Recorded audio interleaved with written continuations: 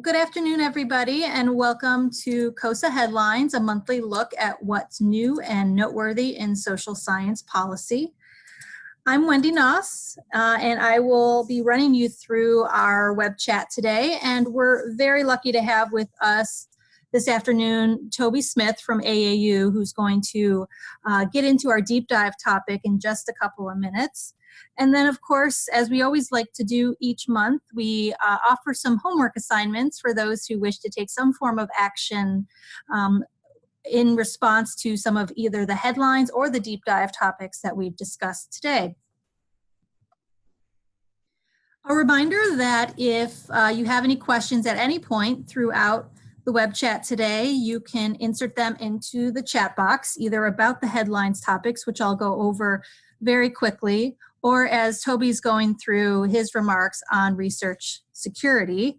And then at the end, we will unmute the line so that you can ask questions or make comments through the audio as well. So have those questions ready. Okay, so without further ado, let's turn quickly to this month's most noteworthy headlines.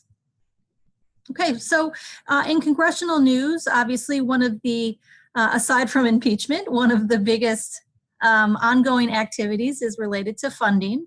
While the fiscal year, that is fiscal year 2020, began on October 1st, we're still waiting finalization of the 2020 appropriations bills, which includes funding for science agencies that you all care about.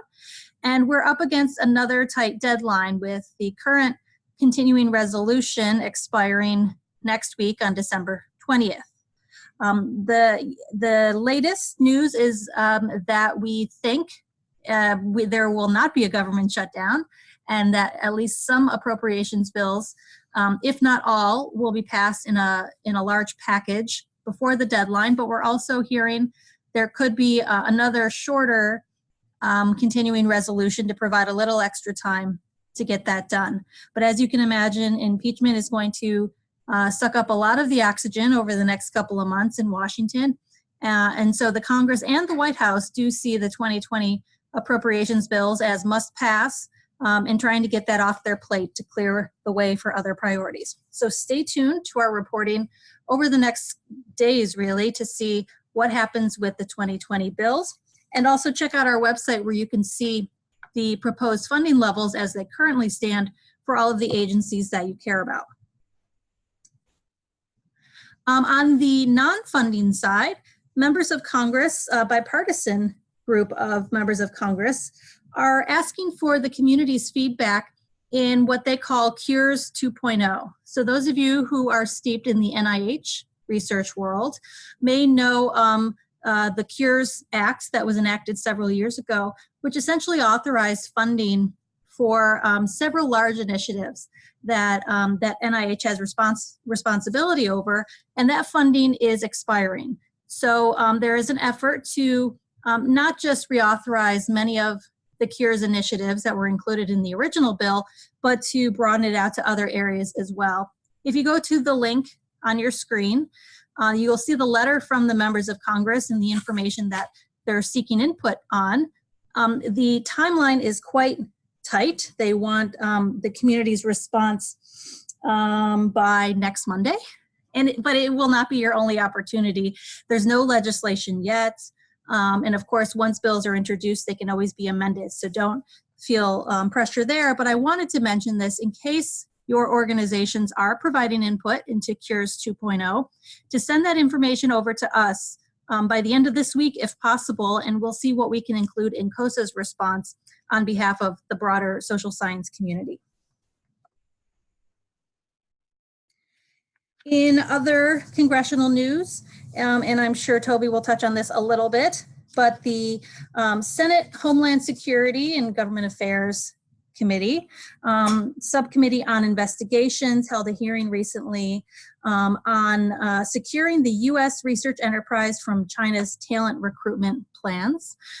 This is very timely, obviously, especially with our deep dive topic, and you can learn more about what federal agencies are saying about this specific piece of research security and watch the archived webcast on the Homeland Security website. Okay, turning to executive branch news. So the White House Office of Science and Technology Policy, which is the entity within the executive branch that coordinates research and technology activities across the various federal departments and agencies, is doing a lot of work to better understand the research environment. And when they say research environment, they're really thinking about four main things. They're thinking about research rigor and integrity, so making sure that research is held to the highest standards, coordinating administrative requirements for research, so that's essentially reducing administrative burden, research security, which is today's deep dive topic, and safe and inclusive research environments, so that's sexual harassment and other forms of harassment, and ensuring an inclusive and safe research work environment. We've been reporting on this for the last several months, and as the most recent activity, OSTP has put out a request for information for the community to weigh in on these and other research environment topics. COSSA will be submitting a response on behalf of the community. Again, if you or your organizations are weighing in as well and like to share your responses with us, we hope you will, and we'll incorporate what we can. But if you follow the link on the page there, you'll see there are several guiding questions related to this request that you can answer, or discussion points that will help, I think, lead help you identify which angle you want to take with your comments. So I would encourage you to take a look at that. This is especially important because we think over the next year, OSTP and federal agencies will be rolling out some guidance and potentially new policies in these areas. And so we want our community, especially the university community, to be as engaged as possible to make sure that whatever comes out works for you. So check out that online.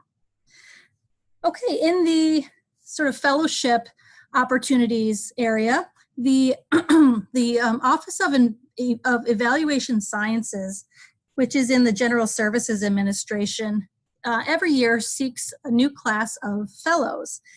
These are essentially teams of applied researchers in the behavioral and social sciences who come and work for OES for a year and really help the federal government design and implement and analyze evidence-based interventions and randomized evaluations of federal programs. So you may be familiar in the Obama administration with the Social and Behavioral Sciences team, which was essentially a White House level group of social science researchers who work to make government programs more effective and efficient. This is sort of a smaller version of that with a lot of the same people. And it's a wonderful opportunity for faculty to take a sabbatical, come to Washington, and really help to work to evaluate programs, improve programs, and get hands-on experience working with federal programs. Applications for the next class, which begins fall of 2020, are due by December 15th. If you have any questions, you can go to the website or certainly reach out to us and we can connect you with folks over at OES. In other executive branch news, we've been reporting that the President's Council of Advisors on Science and Technology, or PCAST, has been reconstituted and has recently held its first meeting under this administration. As we've been reporting, PCAST is a very high-level advisory committee of some of the best minds in science and technology, and they really aim to guide the administration on their scientific priorities and ways to coordinate across the government. The appointments that have been made to date have been primarily in the private sector, although we are seeing more academic researchers, mostly in the engineering space, being appointed to PCAST, but we're hopeful that the roster will continue to grow. Their first meeting was really meant to sketch out what PCAST will be working on going forward. If there are opportunities out there to collaborate with other advisory bodies, such as the National Science Board at the NSF, and to talk about some of the White House science and technology initiatives. You can check out more about PCAST and its first meeting on their website. Okay, turning to the community now. A new interesting activity coming out of the national academies. So the National Academies of Sciences, Engineering, and Medicine has recently established an ad hoc committee on science and innovation leadership for the 21st century, challenges and strategic implications for the U.S. The committee will be producing a consensus report, which is sort of the standard high-quality product that the National Academies produces. But the committee itself has a really big charge. There's essentially 4 pieces to it. So they're tasked with making recommendations on how to draw attention to the most overlooked challenges based on current research on U.S. competitiveness and trade, technology, innovation policy. Number 2, develop a future agenda for needed research in areas that have not been fully explored. Number 3, identify current government infrastructure that hinders the U.S.'s ability to address these challenges. And number 4, to produce recommendations for the federal government to effectively meet these challenges. So this is a tall task, but I think promises to be a very influential consensus report once it's completed. There's been one workshop so far back in October with a second one scheduled. Actually, it may have already happened, but you can go to the National Academy's website and you can usually find, if not webcasts, summaries of the workshops. And we expect as we head into 2020, into the next couple of months, to see a lot more activity around this. So stay tuned for that, as certainly we will want the social science community to weigh in on these priorities. And finally, some COSSA news. Wanted to flag for you that our most recent Why Social Science blog post comes from Rush Holt, who retired earlier this year from the AAAS as the CEO, and also notably was a member of Congress for a long time. While not a social scientist himself, he's a physicist. He has been a very vocal supporter of social science, both during his time in the Congress and at AAAS. And upon his retirement, was kind enough to write for our Why Social Science blog, in which he talks about how social science really creates the systems needed for understanding the world around us. And it's a really great sort of philosophical piece that I recommend for everybody. And stay tuned. Advocacy Day is coming up at the end of March, and we are about to open our early bird registration next week. The hotel reservations block is already open, so you could do your future self a favor now and go ahead and make those arrangements, but certainly hold tight for the early bird notice to show up in your inboxes next week. And we hope to see you in Washington for Advocacy Day. And finally, I talked about how we're still waiting for fiscal year 2020 funding to be completed. We hope you'll take just a minute to go to our Take Action page and take a look at our action alert and shoot off a letter to your members of Congress, essentially asking them to finish their work this year and not to hesitate any longer. We're fairly happy with a lot of the recommendations that are already out there for the funding levels that we care about. And we really just want them to get the legislation over the finish line. So take a second to shoot off those letters and then forward it to your colleagues or your students as well, and see if we can't help push appropriations over the finish line. So these topics and a lot more are available on our website if you go to our Washington Update page, and certainly there you can subscribe for our newsletter that comes out every other week. We have just completed update for the year, and we'll be back early next year with our bi-weekly contributions. But of course, you can find this and a lot more information by going to the web. I'm going to pause just for a second. I don't think there are any questions in the chat box yet. Nope. But don't be shy if while Toby is talking, something pops into your head. Please do feel free to write it in the chat box, and we will address it a little bit later.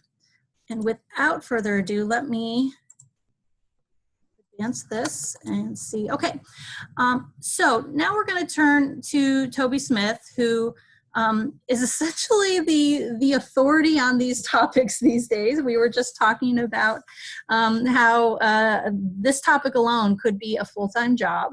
Where he sits at AAU, he really has his ear to the ground for anything that impacts research at universities, and this is a big one. And so it's very timely that Toby has taken the time to come talk with you all today about this important topic. And I also just want to say that Toby and AAU are not only wonderful contributors on this topic, but great supporters of social science as well. And we're really lucky to have them working with our community to promote all the things that we care about together. So with that, I will turn things over to Toby, who will walk you through our deep dive. Thanks, Wendy. I want to start by just saying I really appreciate the opportunity to come and talk about this. As you mentioned, it seems to be a topic that I am spending a lot of time both working on and talking to groups about. It is on our campuses, also consuming a lot of time of our senior administrators as they've been trying to deal with some of the pressures that I'll talk about. And what I really want to talk about is this issue of research security and the current government concerns, and then how universities have been responding. So just to get right into the topic, I think my life changed back in February of 2018 when Chris Wray was up on Capitol Hill talking before the Senate Intelligence Committee, and in response to a question asked about concerns regarding specifically China from one of the U.S. senators on the committee. And it was a specific question about academia and whether there should be concerns about Chinese interest in influencing or essentially soft power, taking information from universities. Chris Wray responded by saying that in fact China was using non-traditional collectors in the form of students and scholars, and non-traditional collectors can take the form of business folks as well, but that universities were essentially naive to this fact and really suggesting that there was a lot of academic espionage going on campuses, and we were not doing anything about it. Of course, when the director of the FBI says something like that, it catches members' attention, so we're kind of off to the races on this topic. And so you had the FBI kind of sounding the alarm. There were a number of reports that came out after that about this very issue, issued by organizations like the Hoover Institution and the Wilson Center here in town. The Hudson Institute issued a report all about this threat. Both, I'll talk a little bit about the specific concerns here a little bit. We also had a book that had come out a year or so earlier called Spy Schools from New York Times journalist Daniel Golden, which talked about some of these concerns about students taking information, particularly about research topics, back to China, and then that being used in ways both for military purposes, economic purposes. After that, I think what really caught a lot of people by surprise was that there was NIH sent out a letter. I'll talk about that a little bit more here, but it was expressing concern that there were things going on in it related to NIH research. And I think what was so surprising is people always think of defense research or DOE research, they get that, but when the NIH sent out letters about foreign influence and these concerns, that caught people's attention. Well, one of the problems when you have this pressure is Congress often moves to address things, and they don't necessarily understand what is already being done in some of these areas, and I'll talk about that here in a second. So we saw just a slew of ill-informed and potentially damaging proposals to U.S. science that were introduced in Congress, particularly in the context of the National Defense Authorization Act, and we have had to beat those back. I'll talk about some of the ways we've done that here in a second. It's important, though, one thing, Harry Truman once said, there's nothing new in the world except the history you don't know. And I often refresh people's memory that we've been here in some ways before. And so I go back to a time before I was working for the universities in the early 1980s. And the fears at that time weren't about China, they were about the Soviet Union. And literally people in the defense and security community call the universities the soft underbelly of the U.S. technology complex. And again, the concern was that there was information about research technologies that could be used by the Soviet Union to advance their military objectives from U.S. universities.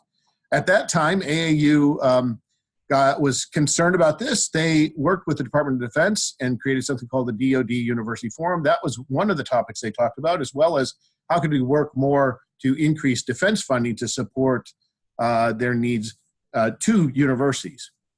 Out of that, there was a National Academies report, often referred to as the Corson Report, because Dale Corson, the president of Stanford or Cornell at the time, was the chair of the committee, and it was called Scientific Communication and National Security. Based upon that report, which really stressed the need for science to be open, in 1985, Ronald Reagan issued National Security Decision Directive 189, which essentially said that to the maximum extent possible, fundamental research, and fundamental research is defined as that research, either applied or basic. I stress that it was not just basic, that is intended to be shared for the advancement of science at the outset of the work, should be, to the maximum extent possible, open and not be controlled. And when controls were necessary to secure research, that classification should be the means to do it. We still maintain that that is the right policy. There are differences. I talk a little bit about that these days. But the other thing that I remind people historically, because the real concern with the Soviet Union was military, but in the 80s and 90s, in fact, when I started at MIT, one of the first things I dealt with was this issue. Great concern about Japan. And some of the same things I hear about Chinese students were then being said about Japanese students. They're being sent here by the government to take information back, not for military espionage, but for economic espionage to help the Japanese compete. And that was really the focus of the day, even so much that first thing I worked on was an issue where one of the senators went and claimed that MIT faculty were sharing information through an industrial liaison program that MIT ran with Japanese companies, and they were then using that to basically create new products and sell them back to U.S. taxpayers. Again, concerns arose, and really the concern with China started to see in the 1990s, late 90s, around satellites. We also had 9/11, which raised a lot of concerns about terrorism and the use of select agents, especially with the attack that occurred on Capitol, the anthrax attacks that occurred on Capitol Hill, and the concern about what we call dual use research of concern, which is particularly your select agents. So what's important to know is that we do have, and as I mentioned, one of our problems with Congress, they don't understand a lot of the regimes that are already in place to protect research that needs to be protected. I already mentioned classified information. That is one mechanism. It's our preferred mechanism. There are, though, other mechanisms. Export controls, and some research that our universities do is, in fact, export controlled. I think a lot of our universities try to avoid getting into export controlled research, because as soon as you do that, you have to get licensed for foreign students to work on that research from any export controlled country. That said, there are 4 different regimes of export controls. Controls for military technology under ITAR, control for dual use research under the Export Administration regulations, concern for anything we're doing with sanctioned countries under the Office of Treasury, or OFAC, the Office of Foreign Assets Controls, and then nuclear equipment materials are regulated as well. Controlled unclassified information is a set of topics that are particularly relevant perhaps sometimes for social scientists, because it covers areas that are protected for purposes of privacy, things like HIPAA. There are actually 120 categories of classified, controlled, unclassified information, of which there's then 20 different organizational index groupings, and they fall into categories of export control or nuclear patents or privacy. So it's important to know those exist. There's also then security guidance provided by NIST regarding network security that's required if you are dealing with controlled unclassified information, including the things I mentioned about privacy. Last thing is select agents. We already talked about that in the regulations for those. So our problem is Congress often doesn't understand that there is a panoply of regulations that research administrators are already having to make sure we're in compliance with and dealing with on their campuses. So what are the concerns that we have right now that have really evolved as it relates particularly to China? I'm not going to say it's only China. Our security agency friends will remind us that it's broader than that. They usually cite, in addition to China, their greatest concerns coming from Russia, Iran, and North Korea. But you'll see how some of these concerns are directly related to China. So the first concern is, what are the relationships of universities, the funding relationships? This is one where there are some concerns here recently about beyond China. What are the relationships and funding relationships with countries like Saudi Arabia has been a focus. But one big company that's come up quite a bit is Huawei, and a lot of research faculty on our campuses, we're getting money from Huawei. They have now been added to the Commerce Control Entities list. Once that happened, a lot of universities that were taking money, they were already deciding not to take money from Huawei, but most of them are not taking money, although there are some faculty who are still pushing their universities to do so. So how do we disclose that information? I'll talk here in a second about Department of Education regulations that exist that may require us to do that. A big concern has been talent recruitment programs. And the one that is often mentioned is the 1,000 Talents program run by China. These were programs that were started largely by China to recruit talent back to the country. They have kind of scaled those back in some sense, saying we don't care if you come over and move, but we want you to give a lecture or we'll fund a joint lab and you can have a lab in the US. This has created concerns. And this has been for a long time a very prestigious program, seen as something that particularly Chinese American faculty have seen as prestigious to get these awards, and also come with quite a significant amount of money. The only thing that has happened is there are terms in these, even though they're described as an honorific award or a gift, but not a research grant.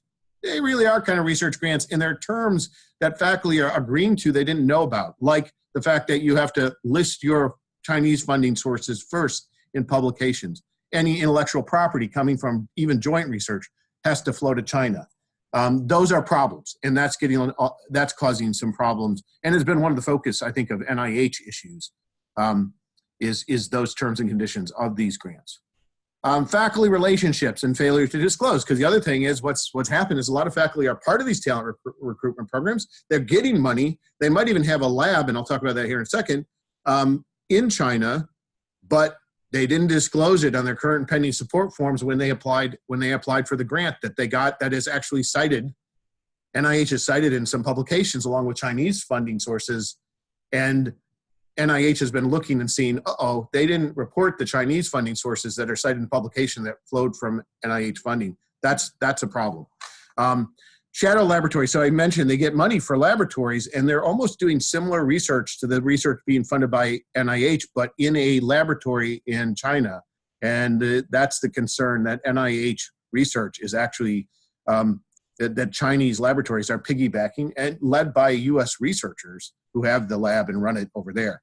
Breaches in peer review. There have been instances at NIH, we know, where they have found proposals that were in the review process actually downloaded, wholesale sent to China. And that's a problem, although I would say that's not just an international problem. They also found instances where a reviewer shared information with somebody down the hall in their department about things they shouldn't be talking about. Foreign investment. Are companies from China or investors investing in early stage technology here, because oftentimes startups can't get money to kind of bridge the valley of death. That's a concern. A lot of concern, and some reports like one by the National Academy of Scholars, by the way, it's the other NIH, but the other NAS, National Academy, so counter to not the National Academy of Sciences, but they wrote a report on Confucius Institutes and Chinese efforts to use these, what are language training institutes, where China actually provides money, they provide staff to teach Chinese as mechanisms for soft power grabs in the US, and that their concerns they limit speech, they prevent certain speakers, and that they're a problem. Student groups, Chinese student groups have been seen and actually funded by the communist government. And there's concern that they are spying on other students who might voice opinions that are anti-Chinese government. The last thing, this is one that we expect to see coming, is concerns about the sharing of genetic information of US citizens. Right now, China has a ban on any genetic information going out of the country. Yet we sequence DNA from our universities, and the NIH itself contracts Chinese companies to do that. And some of that genetic information, there's concern, could be weaponized and used against us. When you consider that a lot of raw materials for our drugs come from China, there are real concerns that that could have some negative impacts. I expect there'll probably be legislation on this in the next Congress. So those are the concerns. Of course, with all those concerns out there, what's happening? Congress has reacted with a number of hearings. There was a hearing in April 2018 called Scholars Are Spies by the House Science Committee. Also another committee, I won't go through all of these hearings, but in February 2019, the Senate Homeland Security Permanent Subcommittee on Investigations had a hearing. They have since, and Wendy mentioned their most recent report, they've since written a report on concerns about Confucius Institutes on our campuses, as well as concerns about these foreign talent programs. And that's the report that's come out here in the last month that actually shows some of the problematic language in some of the agreements that faculty are in conditions in these talent recruitment programs that our faculty are signing up and then have to adhere to once they accept the money through these programs. So congressional hearings. I would also, just to summarize the types of legislative proposals as well as federal actions we've seen, increased institutional reporting of the funding we're getting from foreign entities. Now this is, again, there is a requirement under the Higher Education Act, Section 117, I'll talk further about it, that requires institutions to report any gifts or contracts that are in excess of $250,000. There's concern that perhaps that hasn't been, many universities have not been doing that as well, but at the same time, there's concern that the Department of Ed rules have not been all that clear, and that, like so many things, this requirement was never intended to serve the purpose that it's now being used for, to try and secure research. Really had very different reasons for being enacted. Restrictions on these talent programs in legislation that would prevent participation in some of them. Creation of new categories of sensitive research or critical technologies. We worry about those, the kind of sensitive but unclassified categories. Focus on clarifying disclosure requirements. We already mentioned that, but legislation that would really force agencies to do that. But the agencies themselves are going to be focusing a lot on that. We've seen visa delays. We've seen international students recently denied readmission into the country when they face Customs and Border Patrol. And there's, on the positive side, and I'll talk more about this, we've really been pushing for better interagency coordination, harmonization of rules, disclosure requirements. The other thing is, whenever we get into this, we really need a strong dialogue between the university community and those people in the, not only the federal research agencies, but also the intelligence and security agencies like the FBI, the Director of National Intelligence, and CIA, et cetera.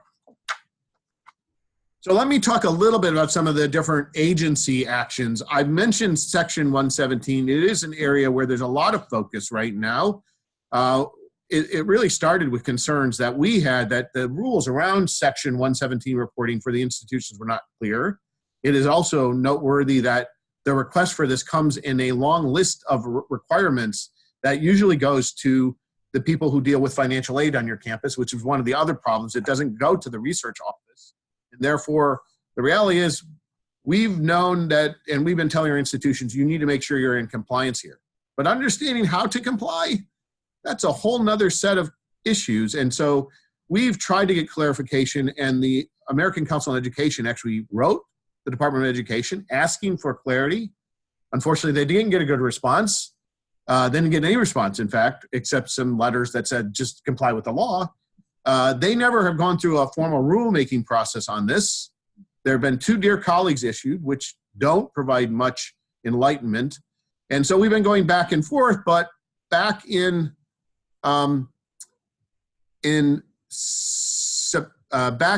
September, the Department of Ed actually launched investigations on 4 schools' compliance with this, and then they also sent, or that was in June and July. Then they sent additional letters in September to two more schools. So we are have concern. They've now issued an information collection request for which we got a lot of institutions to express concern about the clarity, the need for additional clarity. We will see what happens, but we are very concerned about where this has been going, and the fact that the department has not been very helpful in working to help our institutions comply, as many of them are hoping to do, and understand what compliance really means. Export controls reform. So in the National Defense Authorization Act that was passed in for FY 2019, they actually did something they hadn't been able to do for a long time. They reauthorized export control rules in law. Along with that, they asked the Department of Commerce in the area of dual use to look at 2 additional areas that they felt regulations were needed. Those were emerging technologies and foundational technologies. Now, we have been concerned that the Commerce has actually issued an advance notice of proposed rulemaking looking at categories that would need additional regulation, things like artificial intelligence, quantum information sciences. The concern is, at what point does a technology emerge such that it now needs to be controlled? We worry that that gets into areas of fundamental research that we think should be open, and it's hard to say at what point, and we don't want whole areas of research and our faculty are working at prevented from publishing. We also don't think that's helpful. There's also this foundational technologies proposal that we'll be seeing. We do expect Commerce to be issuing now a proposed set of rules on the emerging technologies here soon.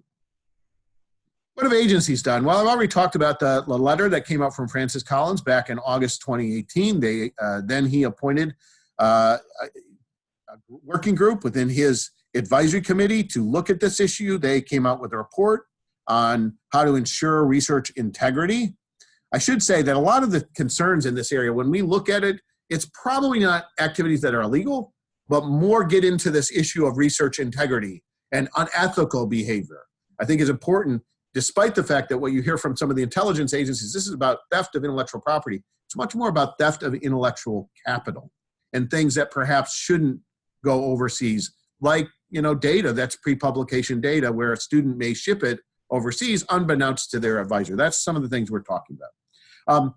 There was a reminder of the need for disclosure of other support that NIH had issued, and they provided some FAQs. They also have been launching their own investigations, and many of our institutions have been looking at it. Again, often these cases where faculty didn't disclose funding sources and they're looking at publications and see, oh, they got money from NIH in China. Did they disclose it in their current pending support when they applied for the grant? They've had hearings. Again, this is going to continue to bubble along. NSF, well, I should mention, not only NSF got letters from Senator Grassley, but he also sent letters on this issue to NIH and DOD. NSF got their letter on April 15th of this year.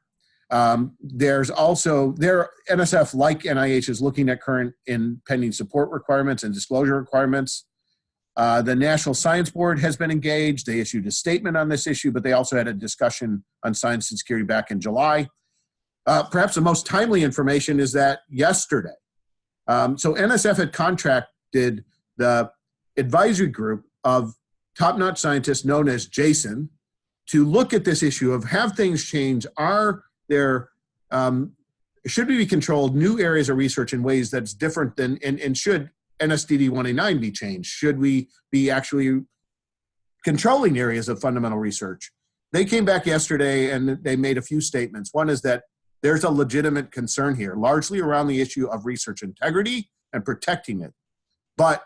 And that we and universities are a big part of this, have to focus on better ensuring that conflicts of interest and foreign relationships, particularly those with money, but not just those with money, are disclosed. And if they're not disclosed, the ramification should be on the order of how faculty, and especially if it's done knowingly that those aren't disclosed, the enforcement should be along the lines of how research misconduct is enforced. And the last thing is, they stress again, that critical to the advancement of U.S. science is openness, and that foreign talent is critical to advancing U.S. research. I'm not going to spend a whole lot of time on DOD and DOE. A lot of the concerns are the same, except in DOD we do have legislation it's been in the context of the National Defense Authorization Act. We're seeing a lot of proposals come forward that would further restrict participation by foreign nationals or limit research. There is a task force that DOD has created to protect critical technologies. They've also sent, like every agency, a memo out stating that this was an issue and we have to disclose our relationships. Department of Energy, they issued and are developing a risk matrix for technologies. They also have prohibited DOE personnel from participating in foreign talent programs. Right now, they've issued no guidance as it relates to university grantees. But they are moving and have said that is their plan. I think they've been really just grappling with how do we even do this and place and enforce the now new controls on participation in work like this at the labs. So I want to say something. So I talked about legislation. One thing that we promoted and helped to advance was legislation in Congress, because there are a lot of members who are under the gun to do something on this issue. So we promoted legislation to create, called the Securing American Science and Technology Act, that would create a new NSTC working group NSTC, by the way, is the interagency coordinating body that OSTP and the director of OSTP oversees. That would look at these security issues and try and provide some harmonization of definitions, requirements. Also, that legislation would create a new roundtable that would bring together the scientific community, industry, and federal security and science agencies to continually talk about this. So it wouldn't go away when the problem goes away. We'd always have a relationship. It's often like connecting two different dialogues together when you bring the security and the research community together, and you have to get on the same page and make sure you're talking the same language, that you both understand each other's culture before you can move forward on addressing the problems. We're finally there, I think, with a lot of these agencies, but it's taken a while. And so this would be an ongoing entity. The good news is that legislation has actually ended up in the current compromise that we expect, or may have already been passed even as we speak, on the NDA for this year. So that's very positive.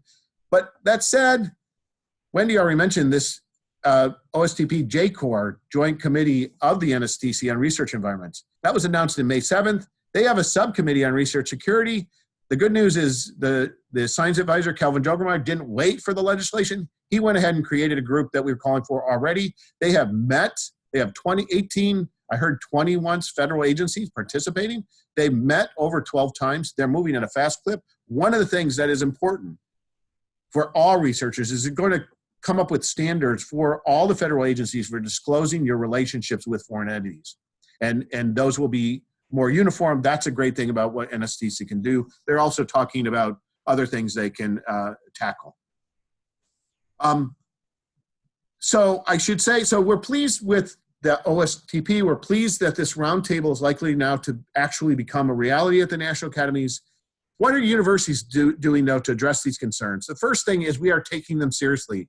And this is where I say everybody should not assume this is overblown. I also point out this is bipartisan concern. This is unique, and it isn't something, it isn't being driven by the Trump administration. These concerns about China were arising in the Obama administration. They're a fundamental reevaluation of our policy towards China, which has been one of engagement for the last 40 years since Richard Nixon, but it hasn't necessarily worked the way we thought, that people would turn, basically Chinese citizens, when exposed to democracy, would rise up against authoritarianism, and that capitalism couldn't work in authoritarian country. What we're seeing is a China today that's stronger than ever, and they have the most authoritarian regime that they've had in place in many years. And we see human rights violations, and we see problems. So we have to take these things seriously. They are not a democratic country like we are.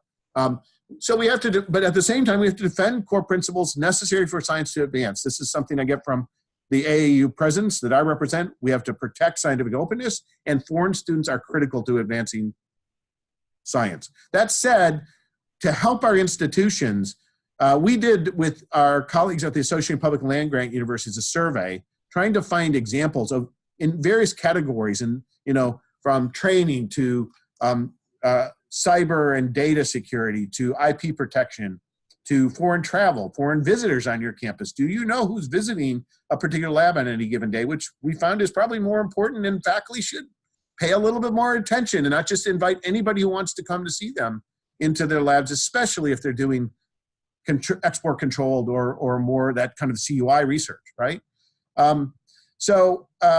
We combined, we did a survey, we then summarized it on our website. We also said institutions should assess what they already do so they can tell their legislators. They need to know what faculty, they need to remind faculty that they do have these responsibilities for reporting on conflict of interest. And I think this is an area you're going to see a lot of, a lot of focus, because it's not going to be acceptable anymore for faculty to say, I don't need to fill out that conflict of interest form. You're also going to see that from agencies, by the way. And then once the institutions kind of done those first two things, what more could they do, and where are their gaps that they need to fill? A lot of institutions have created kind of task forces to look at this.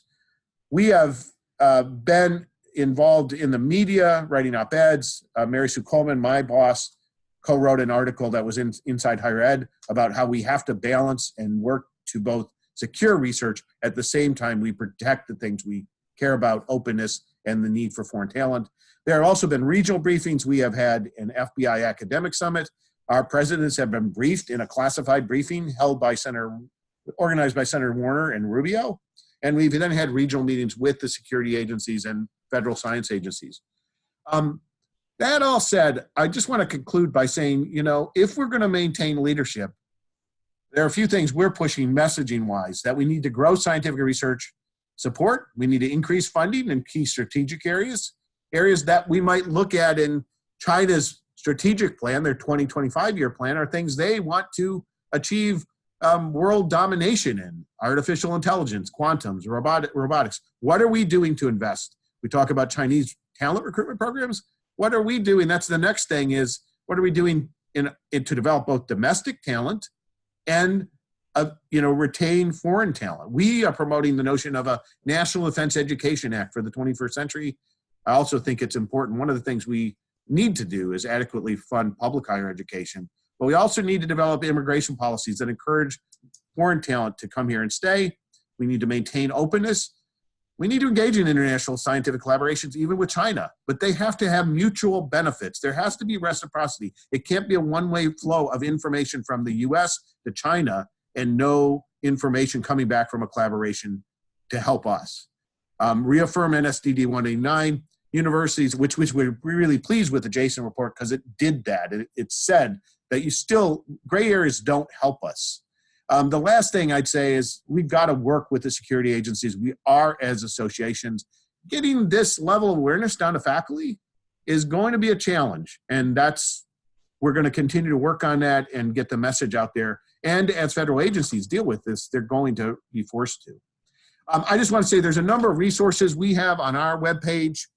They are listed on this page. We work closely with our association colleagues at APLU, the American Council of Education, the Council of Governmental Relations. They have resources on their webpage. There are a few new groups that have arisen to address these. The Academic Security and Counter-Exploitation Program, it's been started by the security officer at Texas A&M. They pulled in other kind of security officers and export control compliance officers to work to develop best practices in securing research. There is, believe it or not, a whole association of university export compliance officers. They meet every year. They're about 300 people. So there are people on your campuses that are spending a lot of time thinking about this. And then there are other groups that share information. The Research and Educational Networks Information Sharing and Analysis Center shares information. It's at the University of Indiana, Bloomington. It shares information about cyber attacks and how to help when there are attacks, mitigate those, and also inform people how to prevent them in the future. So those are resources, and with that, there's my contact information, and I'm happy if there are any questions to answer them, or if there are questions even after this webinar. I am, again, spending a lot of time working on these issues and trying to make sure we are on top of them and interacting with Congress and federal agencies as they work to secure the research that we do on our campuses.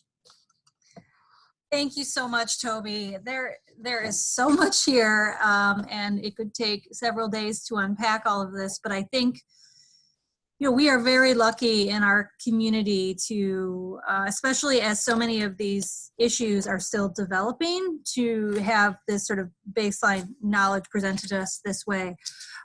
Happy to open it up for questions if folks want to unmute their lines. I don't see any in the chat box yet. I have a question or two while you all are thinking about things.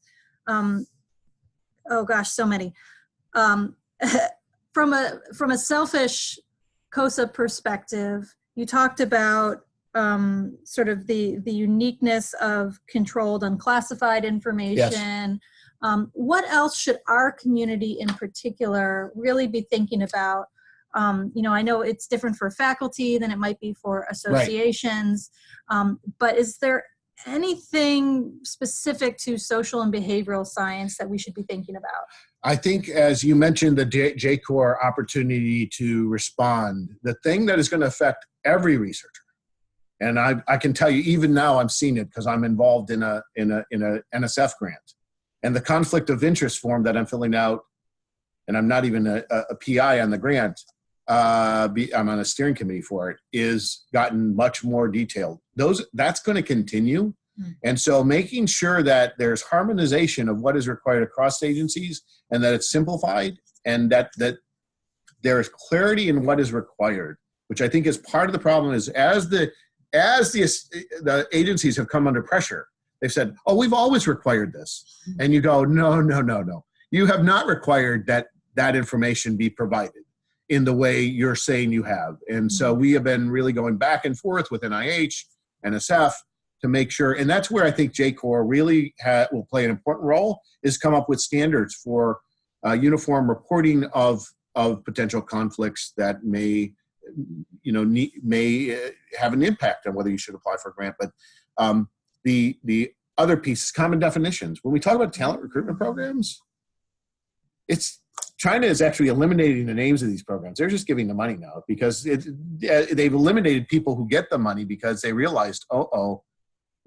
U.S. is getting wise, and we don't want to give away who's getting this money and get them into trouble. So they removed names of people who actually got money under these programs, and they won't have names in the future. It will be an activity. So the issue is when the Department of Energy says we don't want any faculty participate or any of our employees participating, we figure that I warn people too, be careful of getting involved in foreign talent programs, because we saw legislation that would have prohibited any DoD-funded researcher in the U.S. who was participating in a foreign talent program or who had participated from getting DoD money. We pushed back very hard against that because of retroactivity, given that these things were seen as prestigious, and many faculty didn't think there was anything wrong with being part of them. That's unfair, and we would have lost a lot of very top-notch researchers if that would have been enacted. So I do think engaging in the J-Corps process is a place to be a part of this. I think also really defending and explaining that research needs to be, as I say, universities are in the information sharing business. Faculty get tenure because they can publish. If we start restricting what can be open, that's a problem. The other thing is we don't have a monopoly on all knowledge. So I think the whole scientific community needs to be engaged in this. The last thing I'd say is I think we've got to invest. The best talent recruitment program in what China has is a lot of money in research. They're throwing money at these strategic areas, many, by the way, which I think as they develop in the US, we're going to need around things like artificial intelligence, real strong analysis of the ethical and legal and social issues involved, things that unfortunately, the reality is China's not going to pay as much attention to those, but we need to. And so I think promoting things, Senator Schumer recently introduced legislation that I don't see the amount he's talking about, but the fact he's putting on the table the notion that we should invest over $100 billion over 5 years in strategic research areas at the NSF is a discussion we need to have. That's why China is able to recruit people back, because they're giving large research packages in ways that we aren't right now. Okay, we do have a question from Sarah. I went ahead and unmuted your line so that you could ask it so you don't have to hear Oh, thank while we you. read. Can you hear me? Yes. Oh, great.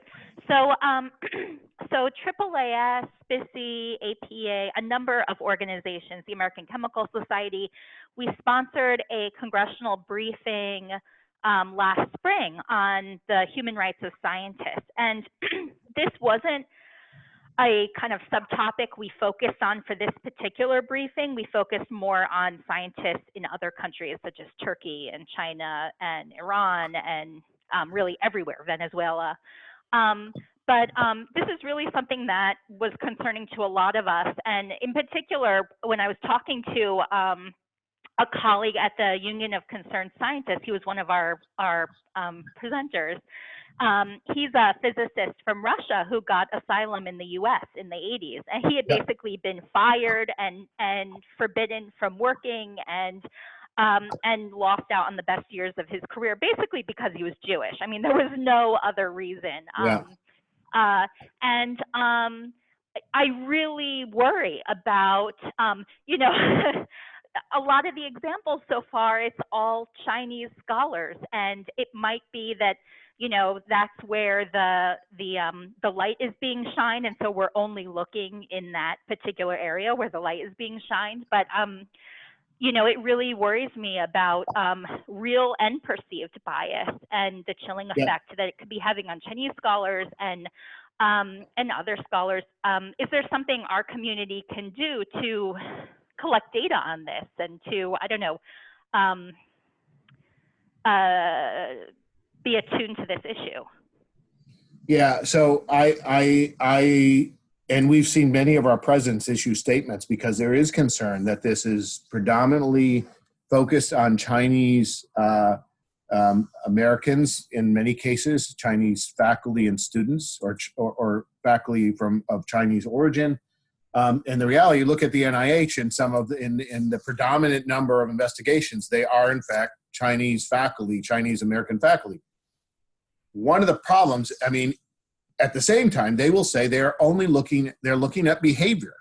And I agree that that is true. The problem is the Chinese government through these talent programs have made it incredibly easy to identify, and they are promoting behavior that is unethical and wrong, and that violates, in some sense, NIH rules that you have to disclose if you're getting money.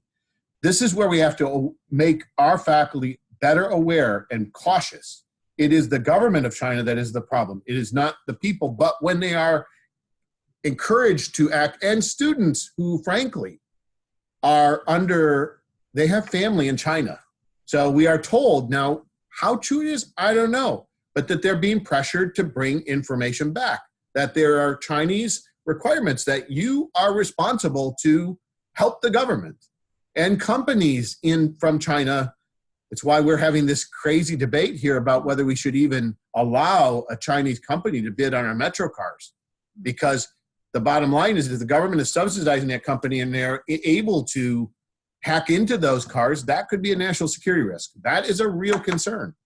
As well as human rights work, we've seen research data on DNA, on genetic information used by the Chinese government to inflict human rights violations on the Uyghurs.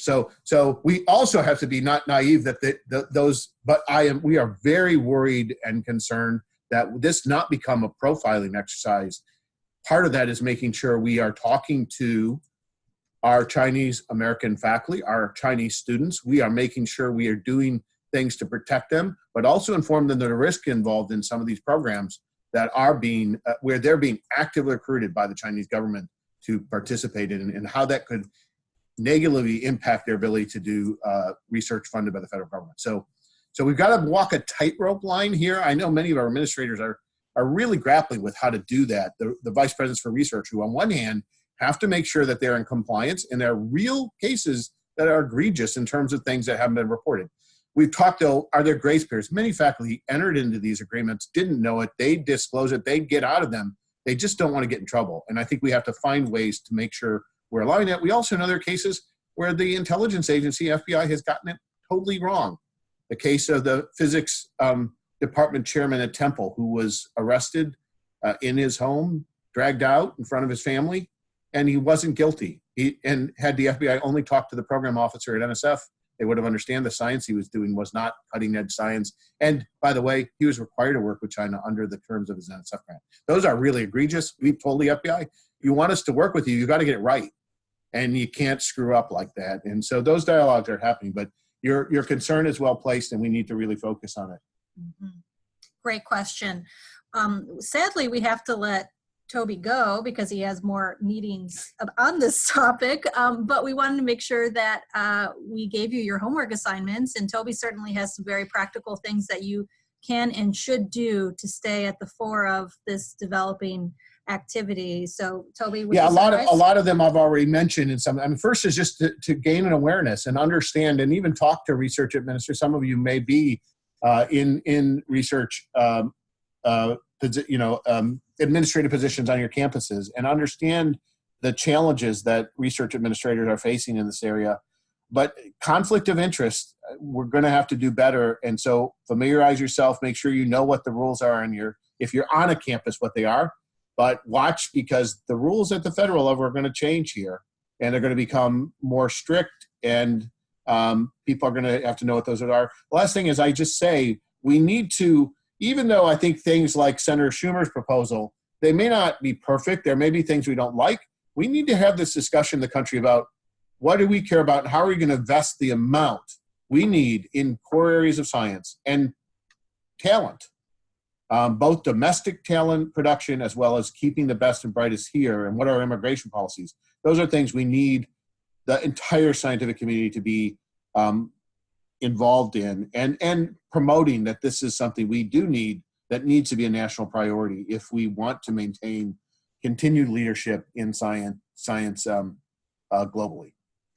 And of course, there's so much good information just provided over this last hour that share this information, share this webinar and these slides with your colleagues as well. Use it as a resource, and COSSA will continue to follow what AAU and all of our partner organizations are doing, what JCOR and OSCP is working on. So stay tuned to all of that as well, because this is very much still developing. So thank you, Toby, very much for all of that. Great. We like to provide some other potential homework assignments for you all as well. I already mentioned these in our headlines topics, but this is sort of the time of year where lots of different entities are seeking input from the community on a variety of things. There's usually an end of the year rush for input and comments. So again, cures, NIH health-related legislation, if you have thoughts on that, do let us know. Our action alert about funding, please respond and send that to your colleagues. And of course, relevant to today's topic, OSCP's RFI on the research environment, which is research security, and lots of other pieces as well. That is an open call until just before Christmas, and rumor has it, if you ask for an extension, they will give it to you. Rumor has it there may be an extension in the offering. So, yes. So you probably get a little bit more time, perhaps about 30 days beyond December 23rd. And I think there will be clarity in the next couple of days about that. Yes, because this is really important, and OSCP truly does want the input. This isn't just an exercise. And then watch for our early bird for advocacy. And of course, we hope this is our last headlines for this year, but we'll hope you'll join us again in early January, our deep dive topic. We haven't set quite yet, but for sure we will be updating you on the latest news, but also give you a look into what COSSA's 2020 priorities will be for the year as the new legislative session gears up and we head towards our advocacy day. And I wanted to show, because a lot of folks say, oh, this, Thursdays at 2 o'clock don't really work for me, and I'm sorry to miss headlines. I wanted to let you know that recordings of past headlines are available on our website, and here you can just see the list of topics that we've covered this year. And so I hope you'll go there and check out not just the recording, but the slides and all of the links and everything that we provided is in one place there. So please do not only check it out, the ones that you've missed, but share with your colleagues as well. We hope that you'll join us each month. We hope that you'll sign up for our member messages, action alerts. And we also hope that you, if you find this useful, find opportunities to share with your colleagues in other organizations and universities who may not be COSSA members and encourage them to get involved as well. And of course, if there is a topic for which you'd like a deep dive conversation, do let us know, because this is meant to be a bi-directional communication with our community on topics that interest you. So share those with us, especially as we work towards planning out our 2020 schedule and the topics that we hope to cover. So with that, thank you for sticking around. I hope you all have a very happy and healthy holiday and new year, and we will talk to you again in January. Thanks.